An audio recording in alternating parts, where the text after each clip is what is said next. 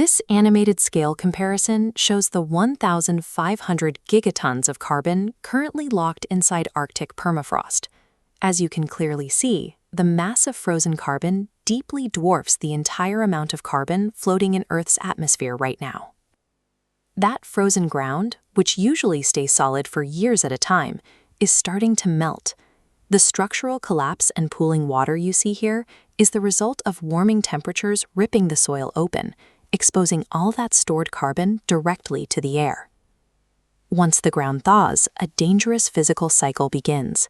Dark mosses and thick shrubs quickly grow over the wet soil. Because they are dark, these plants absorb the sun's heat, which bakes the ground underneath them and forces the permafrost to melt even faster.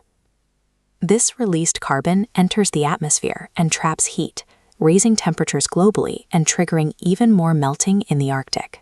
Without a way to physically cool the ground, this self-reinforcing loop makes a global climate disaster inevitable. The modern Arctic is defined by this sweeping reddish-orange landscape of moss and shrubs. But during the Ice Age, this exact same region was a deeply cold, vast grassland known as the Mammoth Steppe. This diagram illustrates albedo, which measures how much sunlight a surface reflects.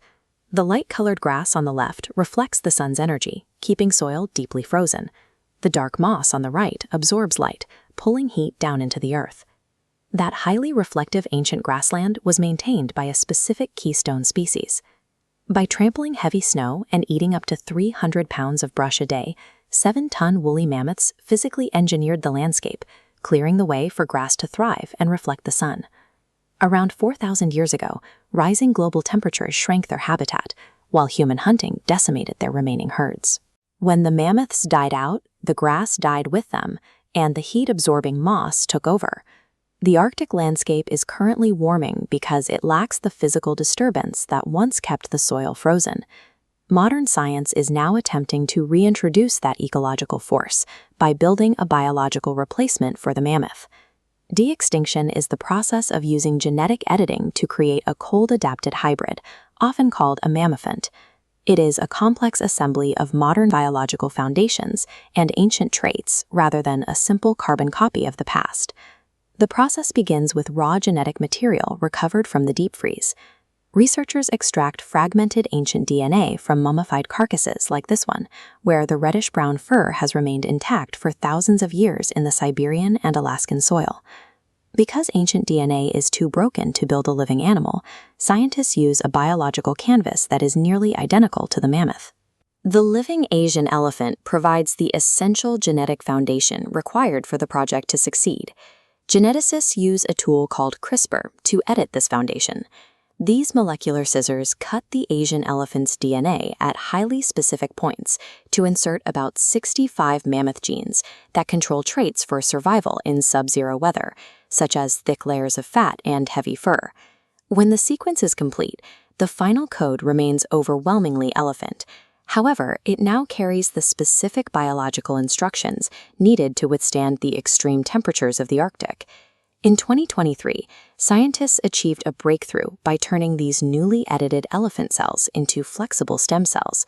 These cells are blank slates that have the capacity to grow into any type of tissue in the animal's body. To begin the transition into a living creature, researchers use somatic cell nuclear transfer. They take the edited nucleus and inject it directly into an empty elephant egg cell to create a growing embryo. The final step in the laboratory phase is to implant this embryo into a surrogate elephant mother.